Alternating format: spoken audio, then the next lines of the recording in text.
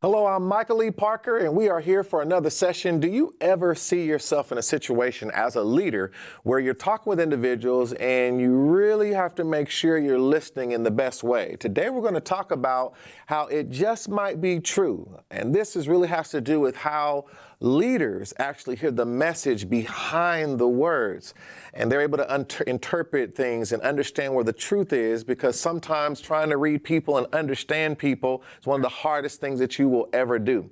And so we're going to talk about that. And as leaders, how do we use listening the right way? How do we use leadership behaviors to really begin to understand, where the truth is? And sometimes something we think is not true might actually be true. And sometimes something that we think is true might not be true. And so being able to get to the root of things in terms of how we listen, how we understand is extremely important. Now, first, I just want to welcome all of you to this session. And if you are new here, make sure that you subscribe, comment, like, do all that stuff to stay connected to what we're doing. And again, I've brought you some great scenery. Like you see here, I got some shades here. I really want to put them on because, it feels like this right now. I hope y'all see this right now. It just feels like I'm just in a very, very good place. And as we talk about leadership, one of the reasons we want to have good leadership is because we want to be able to have times like this, because we've led well, because we actually have, done the things the right way. People can really begin to hear us and listen to us, and they'll have our back when we're not around, because they will work from a place that is wholesome, that is strong, because you have built very strong bonds. So I'm going to come out of the shades, but I want y'all to know I might put these back on periodically because I just love where we're at right now. But I want to just tell you this. One of the greatest things I've learned in leadership is how important it is to be able to listen. And sometimes we don't really understand the power of that. We think we're doing it because we have ears, but that is not what listening is about. And actually, there's a process to that. There's a process to listening. There's a process to really understanding what people are saying. And having, managed very large teams as an entrepreneur in many different dynamics, many different environments, many different situations, I've done so much work in, managing companies. I've done work in the community. I've done work as a minister, helping families, just dealing with people. When you deal with people, you'll find out very quickly that a lot of times, people don't really communicate what they really mean.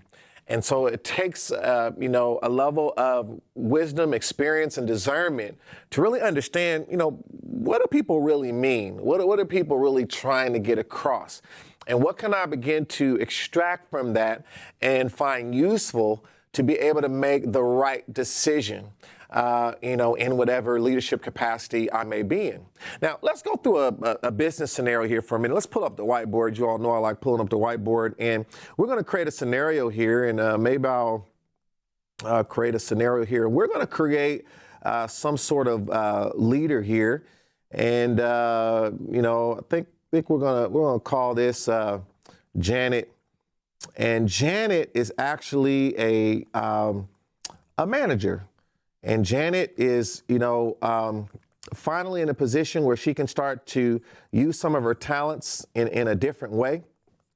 She's able to really begin to show some of the ability that she has gained, and as I, kind of draw Janet here and kind of think about some of the things that she's dealing with as an individual, I want you to think about, how leaders find themselves sometime in situations where, all at once they're required to do more. They're required to, work with people. And they have a situation here where they have to start thinking about, what, we're going to call her Janet.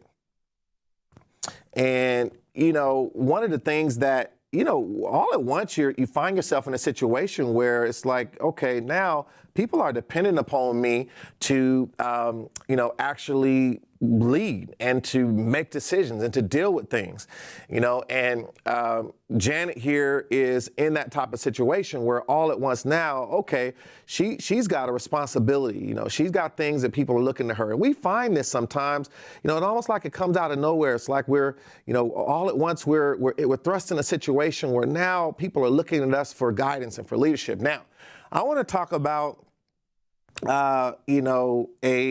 Another individual here whose name is Kurt. And Kurt over here is someone who works for Janet, and he's got a lot of talents and things that he has begun to develop. Kurt, really is a person you can count on to get work done. Very bright, very talented, very smart, right? And a lot of times you start thinking about individuals that you might work with and all the numerous talents that they might have. Kurt has worked hard to really kind of position himself as someone to be respected, in the business. And now, he is in a situation where, he is being called upon to do different things. And it's interesting how, you start off, one particular way. And next thing you know, in your business, you find yourself in a situation where, okay, now I'm being asked to do something that either I like to do or I don't like to do, right? And so, here's Kurt. Now, let's look at a scenario here for a minute where imagine that now we have a situation where basically, Janet, as a leader, she's required to get certain things done. There's certain things that need to happen. And sometimes when you think about that, we look at the work week, and let's just take Monday through Friday. And let's say in this particular example, it is Tuesday. And in this example, I want you to think about how, there's in this particular day, Janet is really got her eyes set on some things that she wants to see done by Friday. So imagine a scenario where perhaps, Janet, she starts this off with sending a request, right? And what she's asking for, she needs a report by Friday. So Janet wants a report by Friday from Kurt. So, she's asking Kurt, can he actually have that done? Now, I want you to consider that now Kurt's response is, all right, yes, but, and he starts to mention some different things. Now, this list of the things that he began to talk about. So yes, but all these things, I want you to be aware, Janet, that all these things really need to be able to happen. I can do it, but he starts going through this list. Okay. So I'm giving you an example here in leadership and some of the things that you'll find. And something I often talk to entrepreneurs about and how careful we have to be is when you're beginning to deal with, customers, for example, and you're dealing with entrepreneurship, you're always talking to people, you're trying to interact with people, and sometimes people don't really give you the true answer of what they're requiring. Now, let me look at you for a minute. I want you to understand something. It is very difficult for people to tell you that they don't like something about your service. They don't like something about your product.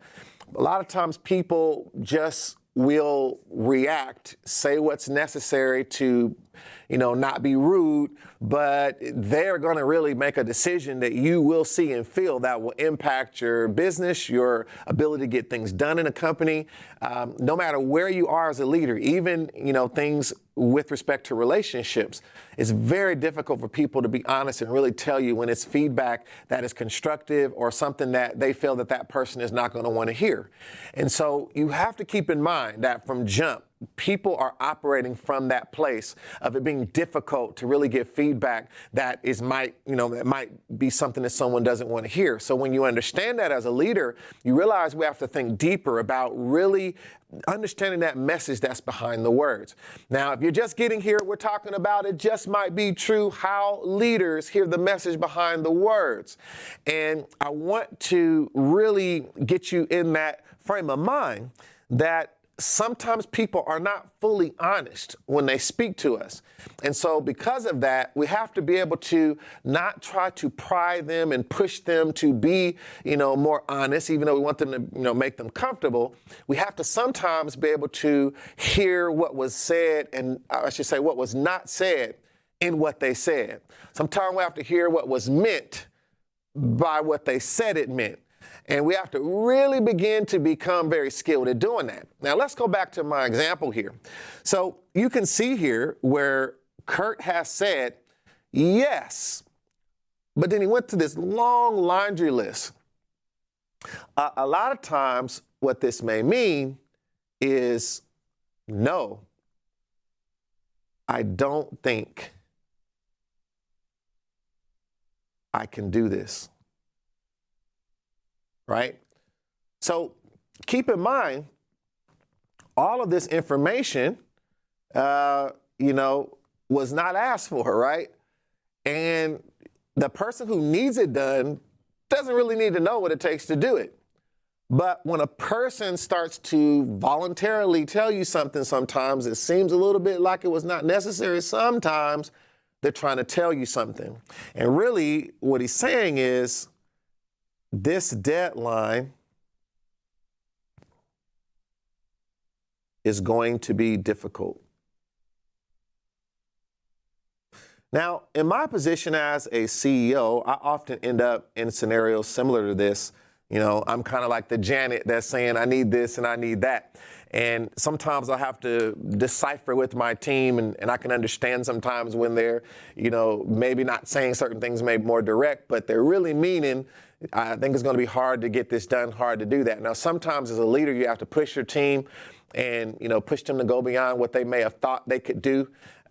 Or there could be some sort of external situation that requires you to, rise up to a challenge that's more difficult. But sometimes also as a leader, you have to realize that it might just be true that this is an expectation that is unfair. This is something that is too aggressive. It's something that you might need to back up on. And I've had to do that as a leader at times and move deadlines, push things back, because I want to make sure that, anytime that you have the situation where you're in control of what people, actually are able to accomplish and how they can get those things done, you have to be a person that's considerate of how the dynamics of that request may be impacting that individual. And when they communicate, and this is just one example, but this could be so many different things, you have to be able to hear that. But I want you to keep something in mind. Let's go back here to Janet.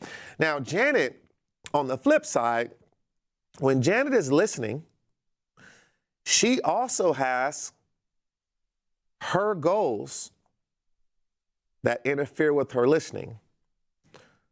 Her personality interferes with her listening.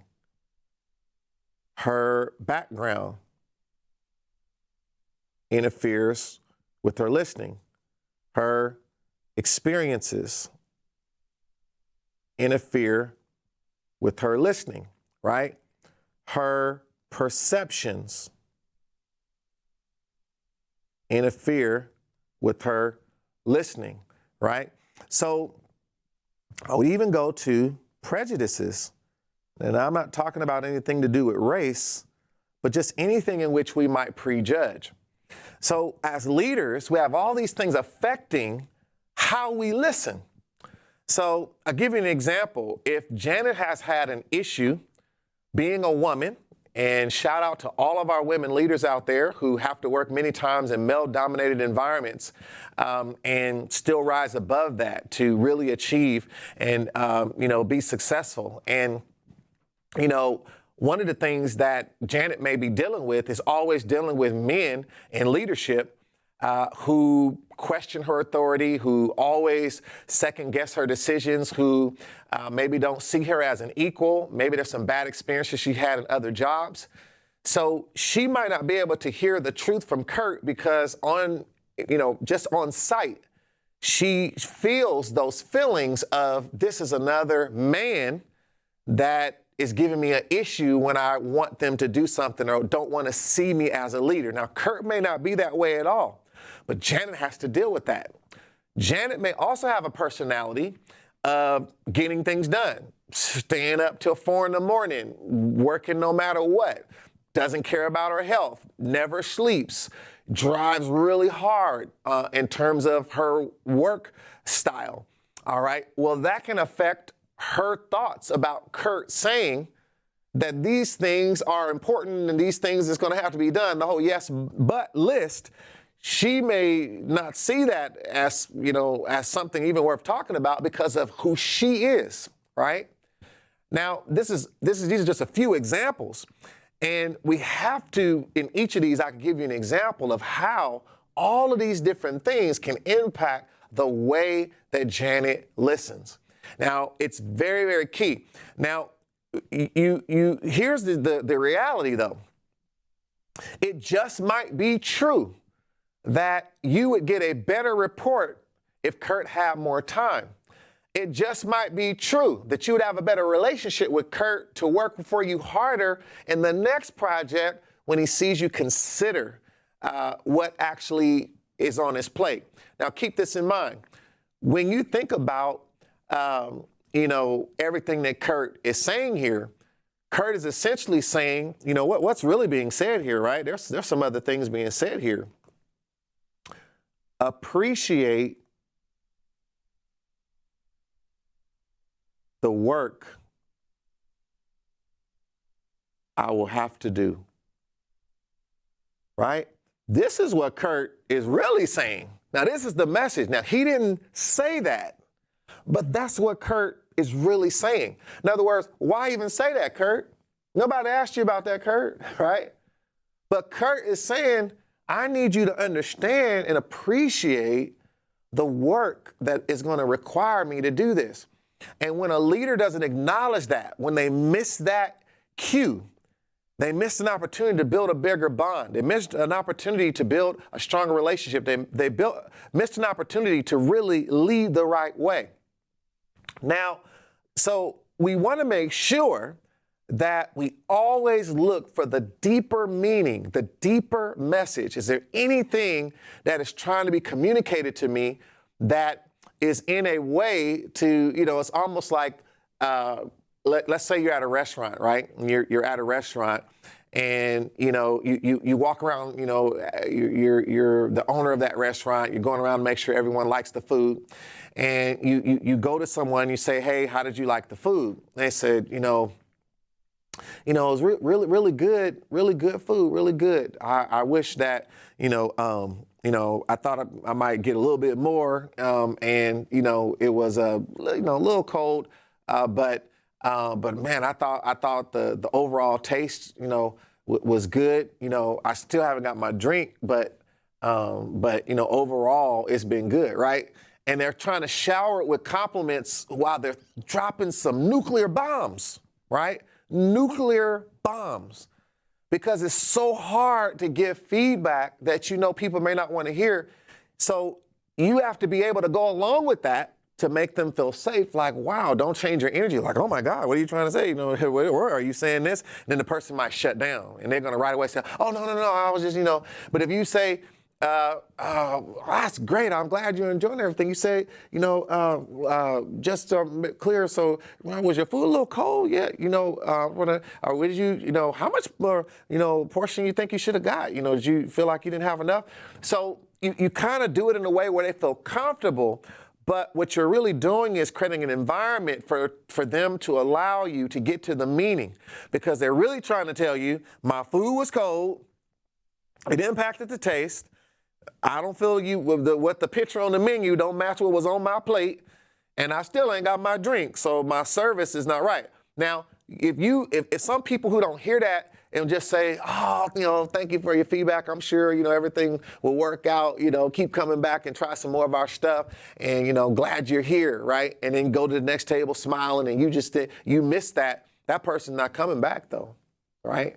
You didn't lose the $20 meal, let's just say, if it was. You lost that customer spending money with you for the next few years, right? Had that experience been awesome, right? Had the service been awesome? had our ability to interpret what they meant been awesome, I would be able to translate that and understand. Now, I hope you all are really getting this. All of you that are live with me here now, and those of you that will hear this later, this is gold. What I'm talking about is developing an ear to hear the word, the meaning behind the words, right? It just might be true, right? The things that someone is saying, but they're just saying it in a way where you gotta kind of really dig and understand what's really meant. Now, having said that, let me explain a process to you. So we saw here with Janet and Kurt, we learned a lot from them and just, through this scenario. But I want to walk you through something here and kind of show you a process that is very important. Now, when we think about what we go through as leaders and we, a process. So one of the first things that I hope you're picking up from this is we need to be able to listen. Okay? So we need to be able to listen. And I hope you're seeing that alone is the beginning. But after we listen, we do something called interpret. Okay? And interpret means that based on what I've listened to or heard, I'm interpreting what I think it means. Okay? The next thing we do as human beings, we normally believe whatever we interpret, we believe. And then based on that belief, we respond. Okay? So I want you to remember these kind of 4 steps here based on what we're talking about. And, I like to refer to this as Liber, right? Liber. So you can kind of remember the acronym: listen, interpret, believe, respond. Now, I want you to consider this. So first of all, when we're trying to listen, again, we want to be fully engaged, right? We call an active listener. So it means I'm nodding my head, I'm making them feel safe, and I'm, sometime even repeating back what they said to make sure they know that I understood, what they're saying. So when you said this, you're meaning, this is what you're meaning. Make sure I understood that. Just make sure I heard you right. Did you say this? And you're doing little things like that to make them feel safe and let them know you're engaging and you're with them and you're really listening, right? And it also helps you remember what's being said by being more engaging. Now, the next thing is we have to interpret. Now, when we interpret, we're trying to remove bias.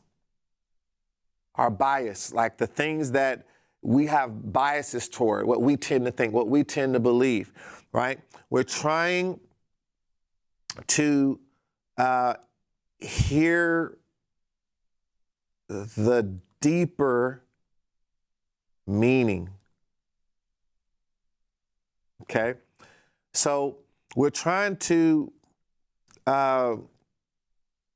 assess what is being said and how it's being said. This is very important because sometimes the meaning is felt in the how it's said. So someone says, I really like, coming here, and I think overall, the things are pretty good. They're pretty good. Like the way I said that is very different, saying that things are pretty good here, right? So how people say it, the energy is very, very important. So you have to assess how are they saying. This is all helping you to interpret. This is where we're in detective mode, right? right? So we're in detective mode. We're trying to really make sure that we're getting it. Now, we don't want them to feel like we're in detective mode. They shouldn't feel like they're in that room, at the police and with the window and stuff. They shouldn't feel like that, right? You can't start bombarding people with questions. What do you really mean? Or do you really mean this? You can't do that. You have to do it almost in a way that it's not being noticed, by processing things, by really beginning to know what to look for, by even knowing that person a little bit. The more you know someone, you can interpret it, a little bit better because you know their personality. But the fact that you're aware that you need to be thinking that way, it opens a new door. Now, the key is when we get to believe, we've actually made a decision. We've made a decision about what is true. And that's a very important thing. So if we believe the wrong thing, so we believe that someone is just lazy and they don't want to do something, but really they're overwhelmed, we missed it, right? If we believe someone is just complaining, but really they have a legitimate reason that they're bringing something up that eventually is going to cause you a problem if you don't consider it, you really make a big mistake, right? Because you misjudge that. It's like a parent talking to their child, and that child is trying to tell them that maybe there's a bully at school. I don't, I go around, David, and when I go around David, I'm not always comfortable. I don't really like David. David, he plays too much, and you keep hearing them say this thing, you start wondering, okay, what's really being said here, right? To really understand and interpret what is being meant, because if you don't believe the right thing about what was being communicated, it's going to have a gigantic impact on the response. And the response, right, is the critical part, because your response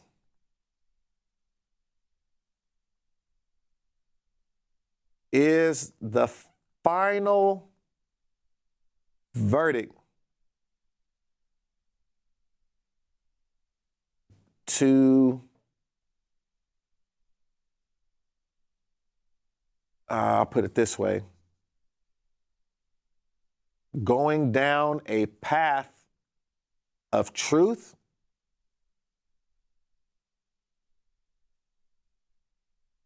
or fiction. And once you respond, the other person receives that response and they adjust to it, and you're starting to go down a path together.